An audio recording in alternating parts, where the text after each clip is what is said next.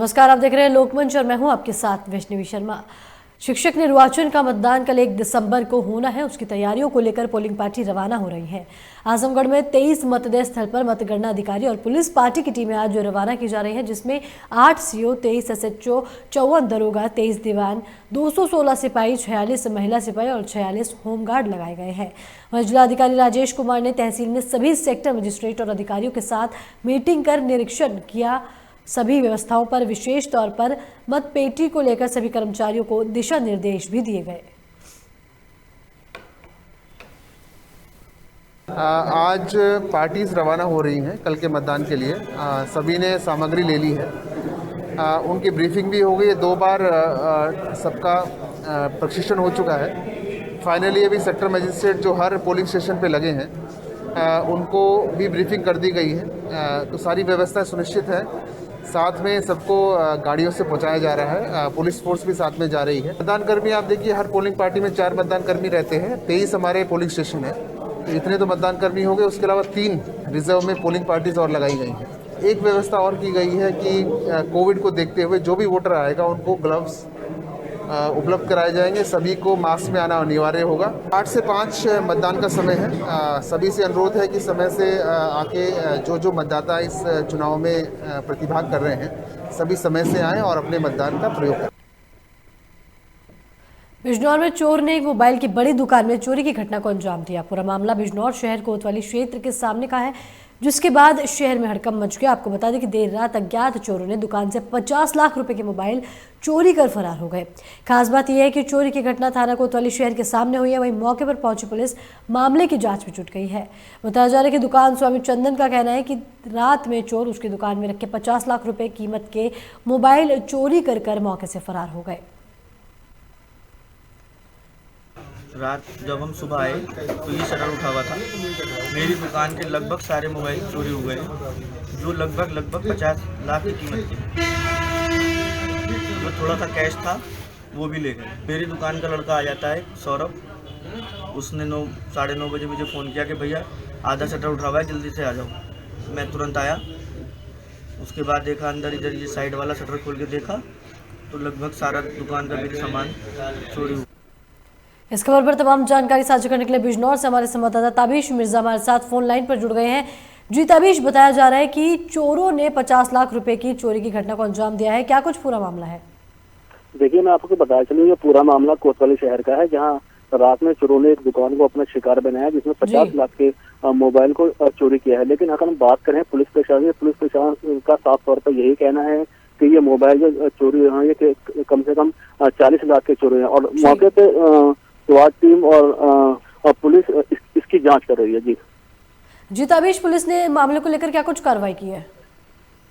देखिए, पुलिस इस मामले में जांच पर जुट चुकी है। स्वाट टीम इसमें लगा दी गई है और खुद पुलिस सीओ सिटी खुद इस मामले की जांच कर रहे हैं। जी ताबिश, देखा जाता है कि जो चोर हैं उनके हौसले लगातार बुलंद होते नजर आ रहे हैं और आए दिन चोर किसी न किसी घटना को अंजाम देते रहते हैं।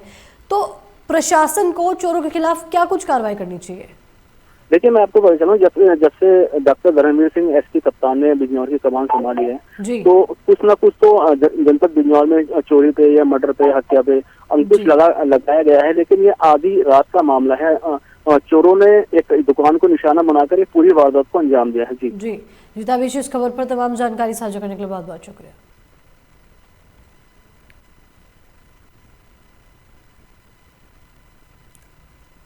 सहारनपुर में 1 दिसंबर को शिक्षक स्नातक और खंड स्नातक के लिए एमएलसी का चुनाव होना है, जिसको लेकर जिला प्रशासन ने सभी तैयारियां मुकम्मल कर ली हैं। इसी कड़ी में सहारनपुर से आज पोलिंग पार्टियों को पोलिंग स्टेशन के लिए रवाना किया जा रहा है। वहीं चुनाव को लेकर प्रशासन कोविड प्रोटोकॉल का भी पूरी तरीके से पालन कर रहा है और सभी मतदान कर्मियों को सैनिटाइजर, मास्क, ग्लव्स भी प्रशासन की तरफ से उपलब्ध करवाए जा रहे हैं।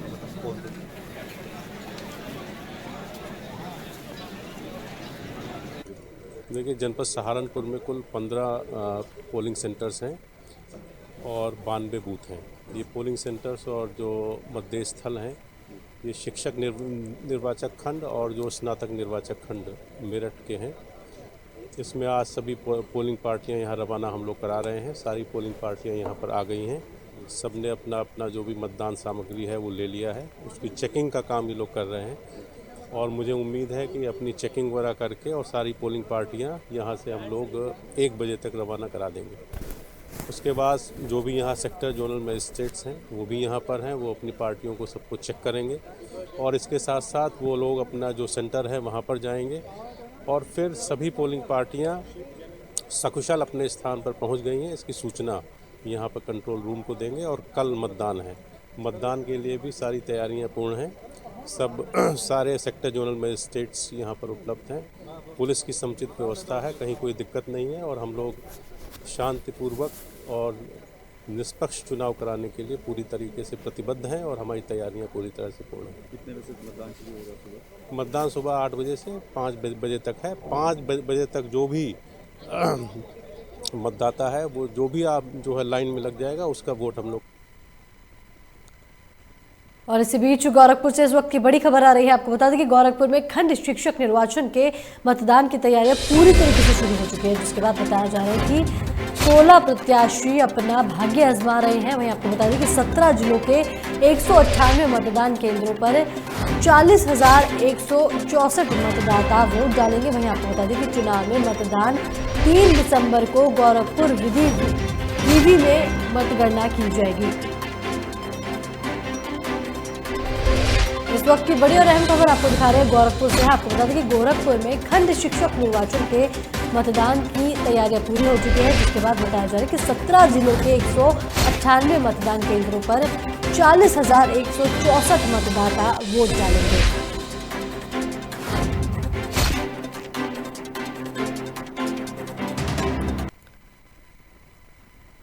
मेरठ में एक कलयुगी पति ने अपनी पत्नी को पहले गला घोंटकर मौत के घाट उतार दिया और हत्या के बाद उसके शव एक प्लॉट में दफना दिया, जिसके बाद पुलिस ने सनसनीखेज वारदात का खुलासा करते हुए हत्यारे पति को की निशानदेही पर महिला के शव को बरामद कर लिया और पति सहित 4 के खिलाफ मुकदमा दर्ज कर लिया है। वहीं मृत की मां साबरी बेगम ने बताया कि पति आमिर अपनी पत्नी को दहेज के लिए प्रताड़ित करता था और इसको लेकर अक्सर लड़ाई झगड़ा करता था। साथ ही पुलिस ने सभी के खिलाफ मुकदमा दर्ज कर शव को पंचनामा भरकर पोस्टमार्टम के लिए भेज दिया है। आपको बता दें खबर मेरठ से है, जहां बताया जा रहा है कि दहेज के लालच में एक पति ने अपनी पत्नी को मौत के घाट उतार दिया। आपको बता दें कि पति ने पहले गला दबाकर पत्नी की हत्या कर दी और फिर एक प्लॉट में जाकर महिला के शव को दफना दिया है, जिसके बाद पुलिस ने मामले को लेकर 4 नामजद के खिलाफ तहरीर दर्ज कर उन्हें गिरफ्तार कर लिया है।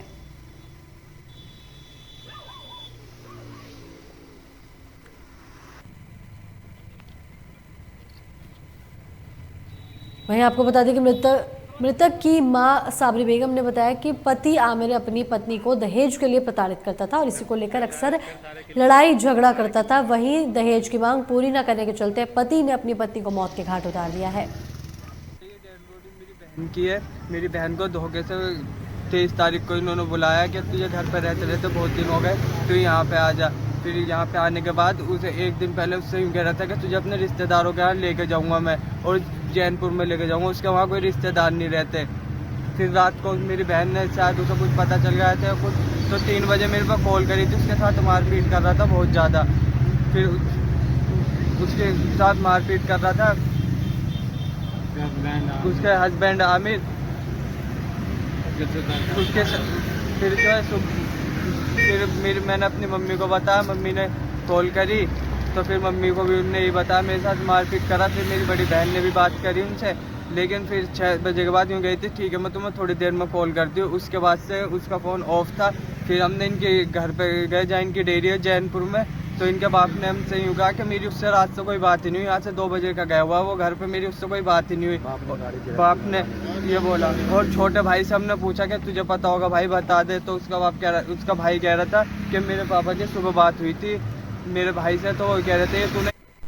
दिनांक 25/11/2020 को श्रीमती साबरी बेगम ने एक एप्लीकेशन दिया था कि मेरी लड़की की शादी आमिर से हुई थी और 1 हफ्ते से मैं लड़की का मोबाइल स्विच ऑफ जा रहा। इस प्रार्थना पत्र पर थाना सरूरपुर में SHO द्वारा अभियोग पंजीकृत किया गया था।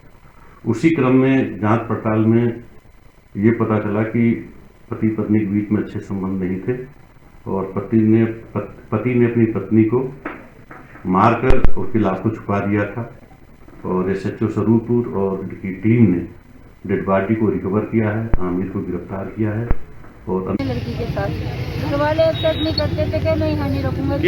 किस जगह का था लड़का? बुध बिहार मंडोली में रहती थी मेरी बेटी, दिल्ली की रहने, दिल्ली का ही निवासी ये है। दोनों के प्यार मोहब्बत हो गए, उन्होंने शादी कर ली। बाप खिलाफ था शादी से, मैं राजी हो गई। मैंने कहा मेरी बेटी के साथ कर ले तू शादी। उसका दहेज का लालच था कि स्कॉर्पियो मिल ली मेरे बच्चे को। मेरी पोजीशन नहीं थी, बाप पैरालाइज है, जो मैं स्कॉर्पियो देती उसको। उसने टॉर्चर करता रहता लड़की को। दिल्ली में दोनों लड़ते, बाप देरी पर रखता लड़के को, आने नहीं देता था। बीमार था कुछ, मैं इलाज करवाती। उसके बाद सर ये धोखे से लड़की को, वहाँ दिल्ली रहते थे, धोखे से बाप ने कहा लड़का रोज नहीं आता डेयरी पर से, आप ऐसे बोलो। मैं लड़की को अपनी गारंटी पे वहाँ रखता हूँ हर्रे में ला के लड़की को धोखे से बुला के, और 23 तारीख में मेरी लड़की आई है, 25 में खत्म कर। और इसी बीच बहराइच से इस वक्त की बड़ी खबर आ रही है। आपको बता दें कि बहराइच में कार और ट्रैक्टर ट्रॉली में जोरदार टक्कर हो गई, जिसके बाद टक्कर लगने से 2 लोगों की मौके पर ही मौत हो गई है। वहीं आपको बता दें कि 4 लोग गंभीर रूप से घायल हैं, जिसके बाद आनंद थाना में घटना की जानकारी जो पुलिस को दी गई। आपको बता दें कि जानकारी पाकर पुलिस मौके पर पहुंची है। वहीं पुलिस ने घायलों को अस्पताल में भर्ती करा दिया है। पूरा मामला थाना मटेरा प्रहलाद के पास का बताया जा रहा है, जहां आपको बता दें कि कार और ट्रैक्टर ट्रॉली में जोरदार टक्कर हो गई, जिसके बाद बताया जा रहा है कि टक्कर इतनी भीषण थी कि हादसे में 2 लोगों की मौके पर ही दर्दनाक मौत हो गई। वहीं आपको बता दें कि 4 लोग गंभीर रूप से घायल हैं, जिसके बाद घायलों को अस्पताल में भर्ती करा दिया गया है।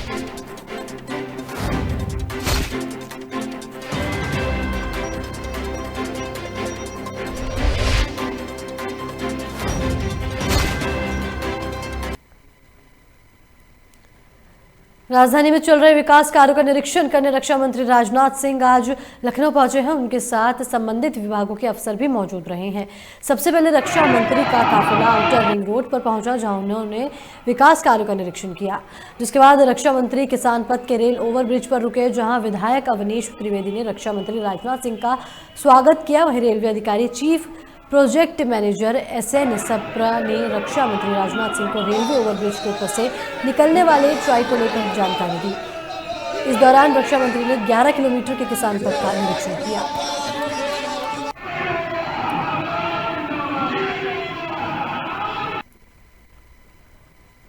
और इसी बीच अमेठी से इस वक्त की बड़ी खबर आ रही है। आपको बता दें कि अमेठी में पुलिस को बड़ी सफलता हासिल हुई है। दरअसल आपको बता दें कि प्रभारी निरीक्षक ने बड़ी कार्रवाई करते हुए इनामी बदमाश को गिरफ्तार कर लिया है। आपको बता दें कि बदमाश पर 12,000 रुपये का इनाम घोषित किया गया था। साथ ही जानकारी मिली है कि बदमाश पर पॉक्सो एक्ट के तहत जो बदमाश है वो वांछित कर रहा था, जिसके बाद पुलिस ने बड़ी सफलता हासिल करते हुए बदमाश को गिरफ्तार कर लिया है।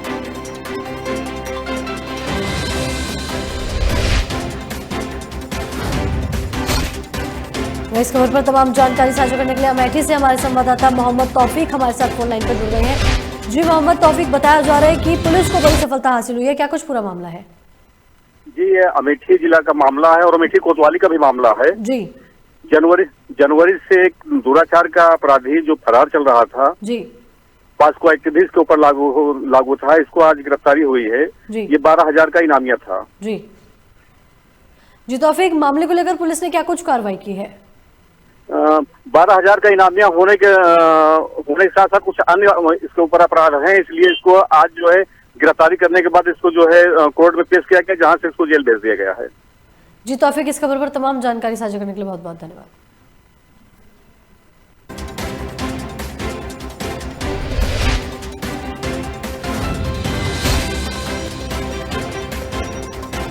आपको बता दें कि पुलिस को बड़ी सफलता हासिल हुई है, जहां बताया जा रहा है कि पॉक्सो एक्ट का वांछित बदमाश जो है उसको पुलिस ने गिरफ्तार कर लिया है। दरअसल आपको बता दें कि कई मामले जो थे वो बदमाश पर दर्ज हो चुके थे। वहीं बताया जा रहा है कि काफ़ी समय से जो है बदमाश दुराचारी और पॉक्सो एक्ट के तहत वांछित चल रहा था, जिसके बाद पुलिस ने बड़ी सफलता हासिल करते हुए 12,000 के इनामी बदमाश को गिरफ्तार कर लिया।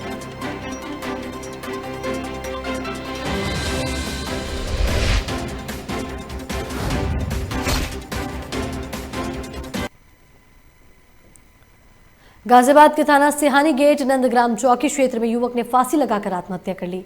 जानकारी के अनुसार युवक ने रविवार से गेट नहीं खोला था, जिसके चलते शक के आधार पर लोगों ने जाली काटकर दरवाजा खोला, जहां युवक फांसी के फंदे से लटका मिला। वहीं स्थानीय लोगों ने घटना की जानकारी पुलिस को दी। जानकारी पाकर पुलिस मौके पर पहुंची और आगे की कार्रवाई में जुट गई। साथ ही पुलिस ने शव को कब्जे में लेकर पोस्टमार्टम के लिए भी भेज दिया।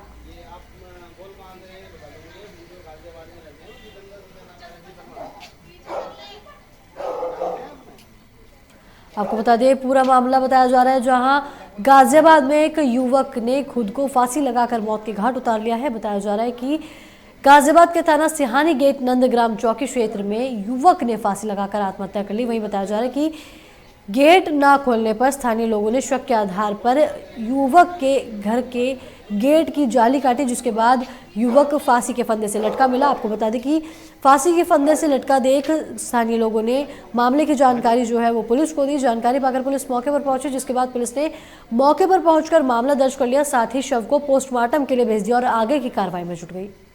यहाँ इनका भतीजा आया था जो कि गेट खटखटा रहा, हम छत पे से देख रहे थे। मैंने क्या बात होगी भाई, उन्होंने बोला कि कल से गेट नहीं खोला है। तो फिर हमें नीचे उतर के आया।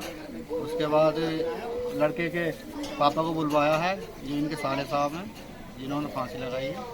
तो उनके सामने पेचकस से हमने जाली तोड़ी है, जाली तोड़ कर हाथ जान के गेट खोला। तो क्या देखा जब गेट खोला आपने? गेट खोलने के बाद इनके साले साहब अंदर गए तो उन्होंने देखा कि वो फांसी लगा के लटके हुए। फिर पुलिस को सूचना दी आपने? फिर तुरंत ही फ़ोन करा है 100 नंबर पर। उसके बाद भतीजा भी भेजा इन्होंने अपना पुलिस थाने, वहाँ से बुला के लेके आ जाओ। और इस खबर पर तमाम जानकारी साझा करने के लिए गाजियाबाद से हमारे संवाददाता सुनील शर्मा हमारे साथ फोन लाइन पर जुड़ गए हैं। जी सुनील, बताया जा रहा है कि युवक ने फांसी लगाकर खुद को मौत के घाट उतार लिया, क्या कुछ वजह मानी जा रही है? गाजियाबाद के थाना सिहानी गेट नंदग्राम चौकी क्षेत्र में युवक ने फांसी लगा के आत्महत्या कर ली। जी, घटना की घर के घटना की जानकारी ऐसी हुई क्योंकि पड़ोस में रहने वाले युवकों ने ये देखा कि उनकी कल रात को उनके गेट बंद थे। तो किसी तरह इन युवकों ने पास में जंगले का गेट काट के अंदर जाकर देखा कि युवक ने फांसी लगा रखी थी। जी सुनील, मामले को लेकर पुलिस ने क्या कुछ कार्रवाई की है? फिलहाल यहाँ पुलिस मौके पे और पुलिस हर पहलुओं पे जांच कर रही है। जी सुनील, इस खबर पर तमाम जानकारी साझा करने के लिए बहुत बहुत शुक्रिया।